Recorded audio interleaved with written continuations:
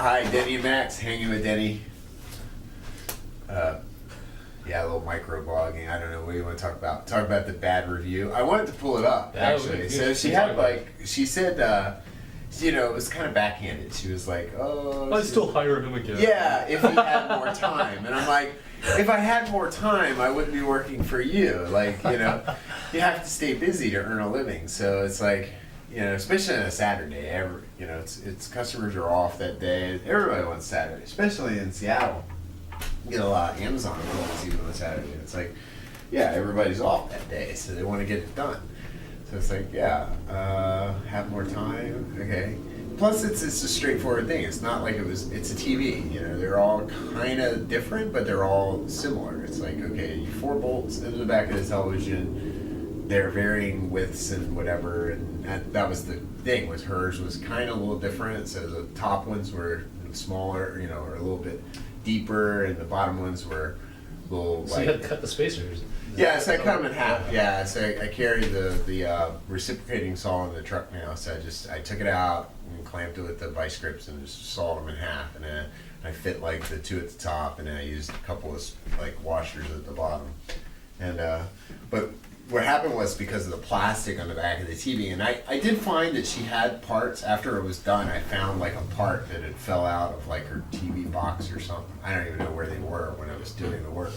That I think was kind of designed to like keep that pressure off the actual plastic of the TV. That's what happened. Mm-hmm. So once I cinched it up, the actual mount on the back of the plastic of the television like pulled tight, and it kind of strained the plastic, and it gave it like little white marks. Like, can you see it at all? No, it's on the back of the television. So like, what's she complaining about? Because it's a brand new TV, and so she wants everything to be perfect. Yeah, she'll never see it. No one will ever see it. But she knows it's there, so that's the thing, and it's always how it goes. It's like, and like functionally, it's like perfect. Functionally, it's perfect. It's totally secure. It is cosmetic, and it's not ridiculous. It's her TV, and she may have spent a lot of money.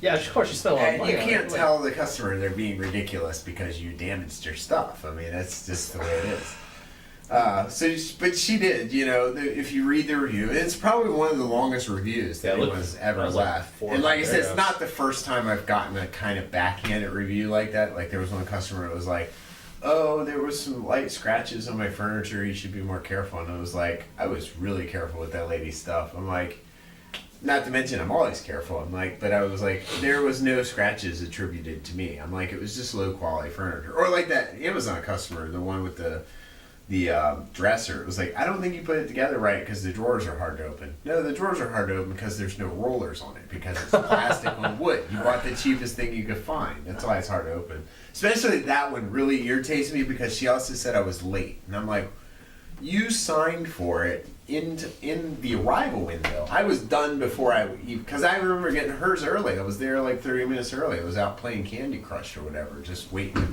just killing time so I wasn't too early. And so that really annoyed me. It's like, because that's a blatant lie. Yeah. But yeah, that's not the job would be great if it wasn't for the customers, the general public. And sometimes that's what I miss about sales, was like that whole power struggle. You can be, rude to people. Not rude, you can't be rude. Well, you can be rude. There's been cases where that's worked. But sometimes when you tell people no, they want it more. So it's like there's that whole like power struggle. Like I've got something that you want. Yeah, you want, and I'm not going to give it to you. Yeah. And you're an asshole now. There's something about that, yeah. And I kind of miss that about sales, whereas with service you don't have that as much. Especially that's the thing. So I guess that's why I wanted to get to is kind of like the star rating. Like we've seen this especially with Uber. Like there's that kind of thing. And I remember driving Uber as an undergrad, and customers would say, "Oh, it's really tough. 4.6 stars." And I'm like, no, not really, because what is that, like 3 Sigma? It's like I forgot what it works out to be, like 94% or something. And I'm like, I want that from a $1 hot dog. Not that I eat hot dogs, but like just pick a $1 taco or whatever, some kind of budget food. And it's like, you kind of, it's like McDonald's. Yeah, I had this argument before. It's like, would you call that quality food? And a lot of people go, no, McDonald's isn't quality. And made the argument that it is because it is consistently Right. quality. Wherever you go, Like, you're gonna get the yeah, same thing. it's all, always within like 3 Sigma or 6 Sigma or whatever. It's like, yeah, the food is always always prepared exactly the same, and so that to me is the definition of quality. So I had said that about the Uber rating. It's like 4.6 stars is say like 3 or so, whatever that, wherever that falls on the curve, that is a standard that we should kind of all adhere to. So I don't think that that's particularly.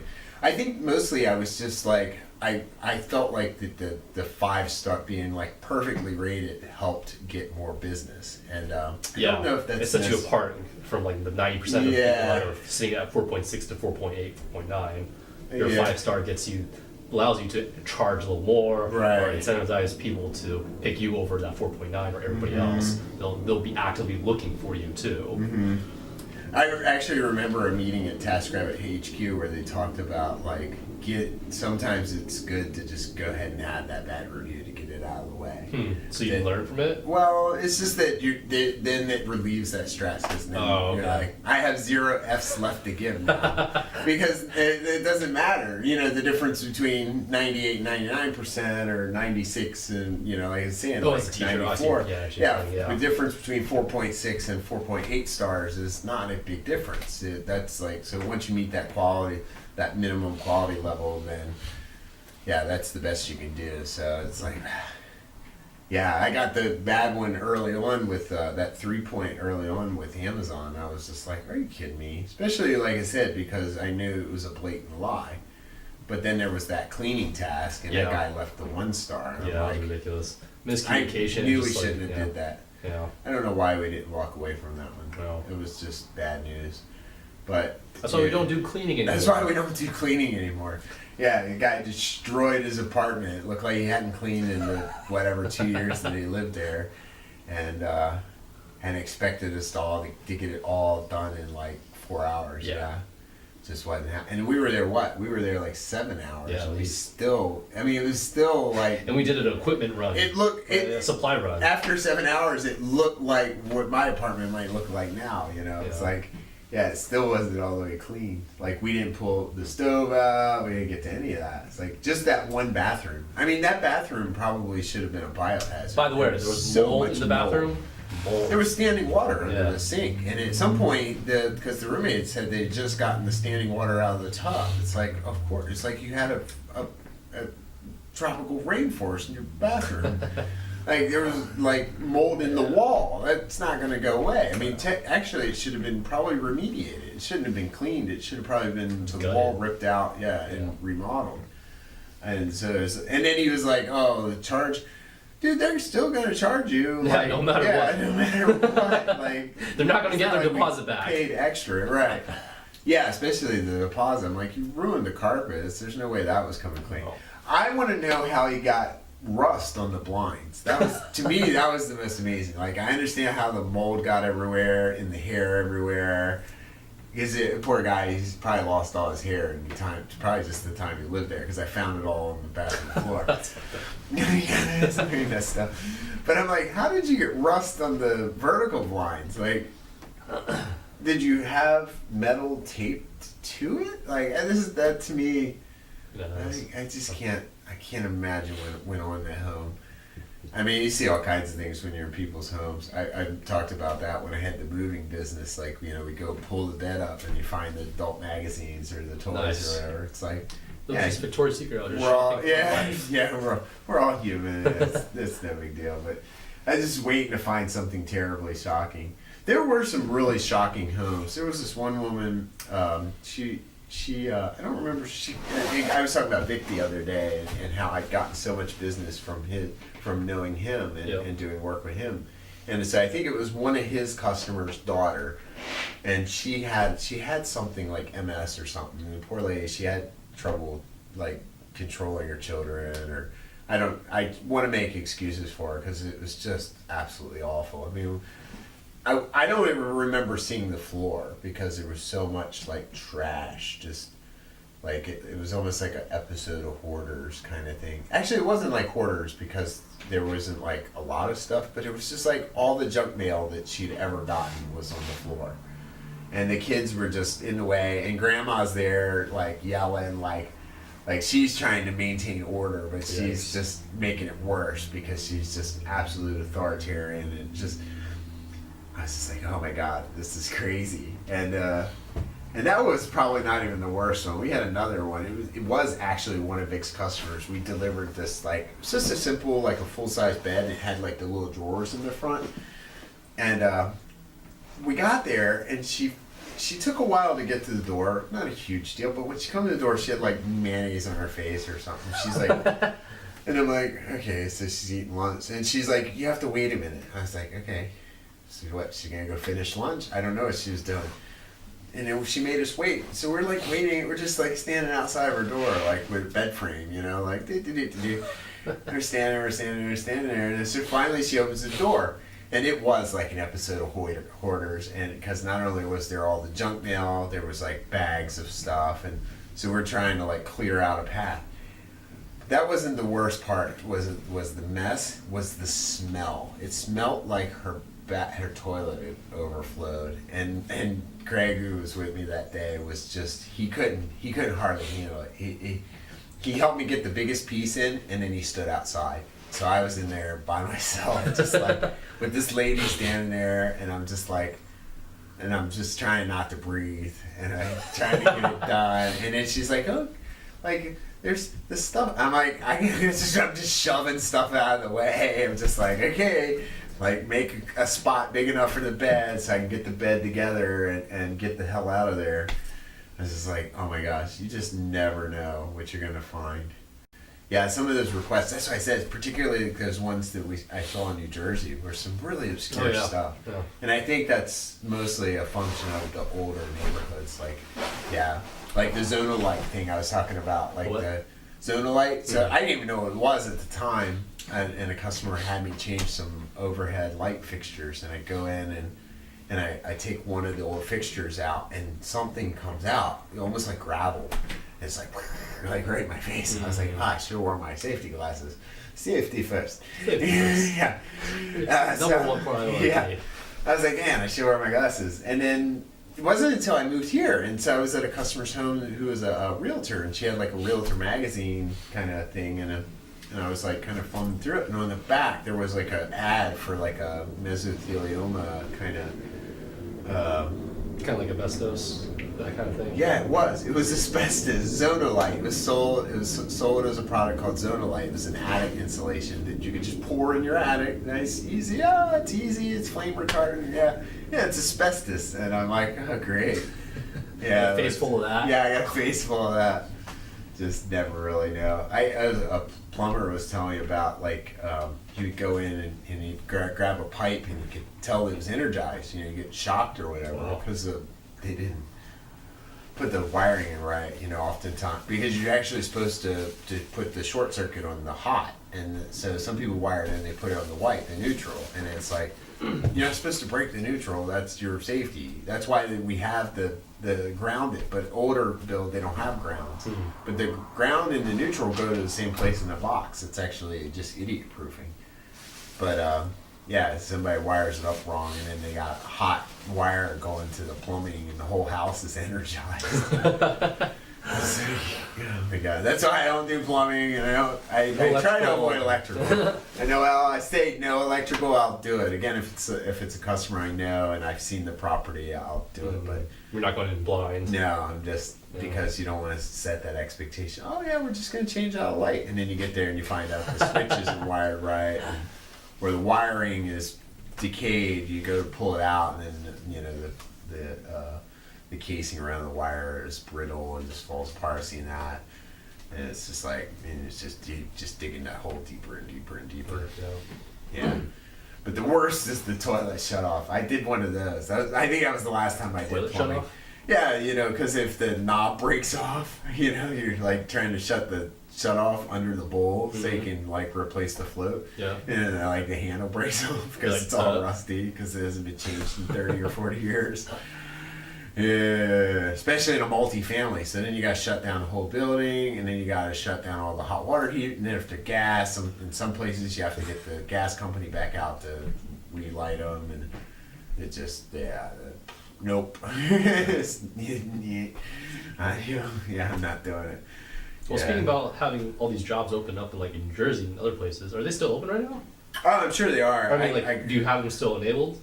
No, I shut down. It was just wait. It was too bothersome to look at all of that. Oh, but there was like a lot of work coming Yeah, in. yeah. all these People were different sending areas. me all these requests for like the kind of the same stuff we do, like treadmills and that kind of thing. But there were Were they some direct obscure- requests? Yeah, yeah. There Oh, was wow. quite a few of those. Yeah, mostly in New Jersey. I saw a lot in New Jersey.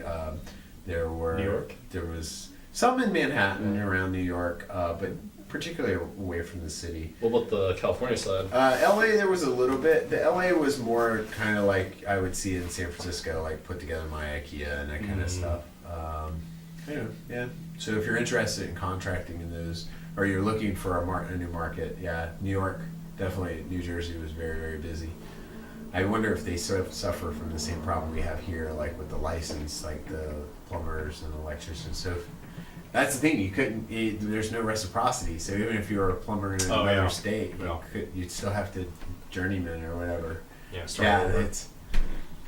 That's the thing. And then 2 years from now, the housing market's going to soften up, so it's probably not going to matter. So that plumbing shortage will probably eliminate itself shortly. But if you're interested in a trade, definitely in Washington, state of Washington, plumbers are in high demand. And electricians. Yeah, electricians probably do pretty Yeah. well here too. Yeah, one of our clients, Nate and Jesse, the Nate and Jesse demo, Our personas. our Nate and personas. Nate, he wants some electrical work done in his garage, and he requested an electrician to come by, and I guess the electrician quoted him or told him that it'd be a 6-month wait. 6 months. He told me He 5 told weeks. you.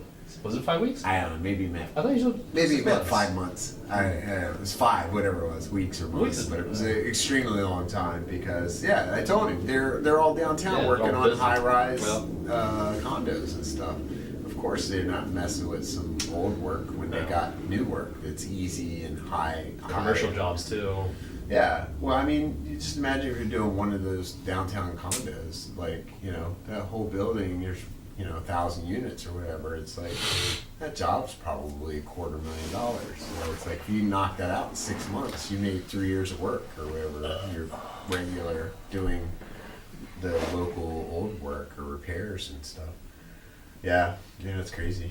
Yeah, I probably should have been an electrician, but yeah, that's how it goes. I'm not going to invest the years needed to get a license. And that's like what, 2-4 years minimum. Yeah, I think here you got journeyman for 2 At least years. you're guaranteed work.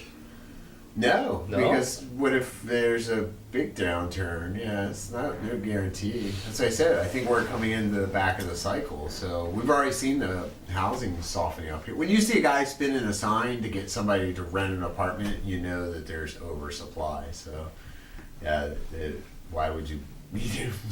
The sign spinners were cool at first, but now they're getting to be Well, like they're indicators now, huh?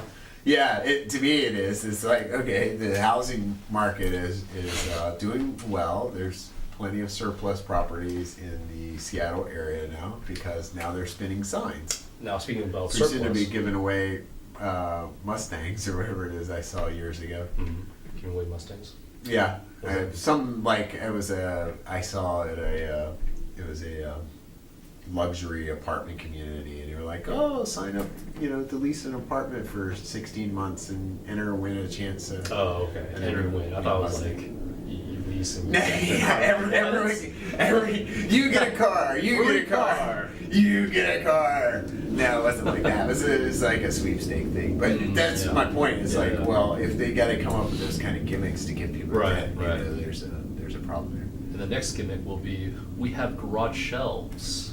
Oh yeah, I said that in the one video. I was like, the hottest thing for 2017, the overhead storage. We're still really well convinced. You might see in one of the other video. Maybe I could show it. I've got one here that Maybe we'll link it. We're gonna record. Link it right here. The customer's out of town this weekend, but we're gonna do it next weekend. So look forward to that video. We're gonna show you how to do overhead garage shelving.